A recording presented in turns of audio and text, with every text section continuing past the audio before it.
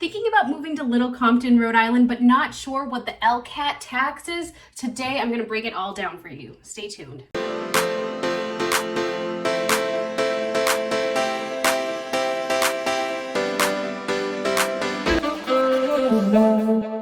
Hey everyone, welcome back to my channel. My name is Molly Armando. I am a real estate agent in Rhode Island and Massachusetts. I live right on the Rhode Island-Mass border, so I do a lot of work in both of the states.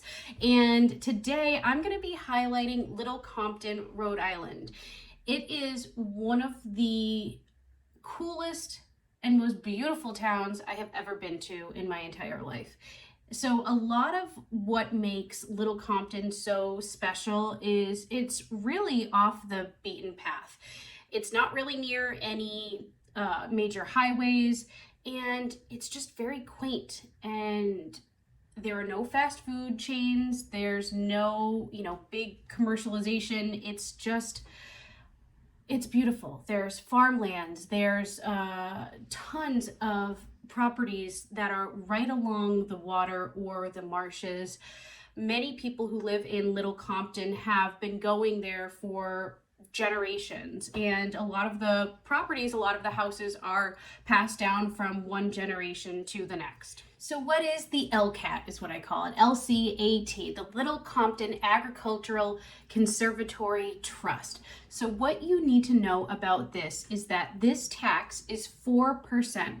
4% of any property that you're buying that's over $300,000 in value, which is pretty much any property, whether it's going to be land or a house. It's definitely going to be over 300,000 most likely. So first, let's start with the basics. What is this trust? And if you're paying this tax, what does it go to?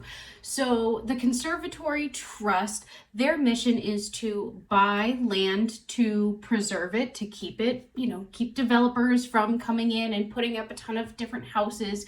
But what they also do is when they acquire land, they'll then lease it back to some of the farmers at a reasonable rate so that they can keep the beauty of what the town is, which is just so awesome. There really aren't very many towns that do this as well as Little Compton does. It's truly remarkable. And yes, people complain about the tax who don't really know what it goes towards, but it's just such an awesome way to keep the beauty of Little Compton as it should be, right? So I also want to include a list of all of the farms that are in Little Compton. I'll post a link to that in the comment section below. I believe that there are over 20 farms in just Little Compton alone. So whether you're looking for meats, produce, honey, herbs, you name it, Little Compton has it. There are some people who summer in Little Compton who just eat from the farm stands without having to take trips to a major grocery store, which is just so, so cool.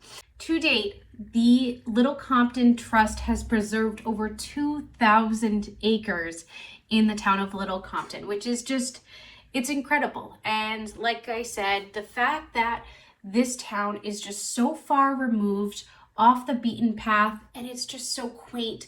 That's what makes it so special. And really, this tax, this 4% tax, is a major way that this trust is able to build up some funds. So there are other ways that the trust acquires funds. So they have obviously donations. They have interest that's earned on some of the properties, but the majority of it is through this transfer fee, which is paid by the buyer at the time of closing. Thanks so much for stopping by. Again, my name is Molly Armando. I'm licensed in both Massachusetts and Rhode Island. If you're thinking about relocating to this area, maybe buying a second or third home, I would be happy to help you. I also work with clients all over the country who are looking for rentals in the area, maybe a weekly rental or a monthly rental in the summer.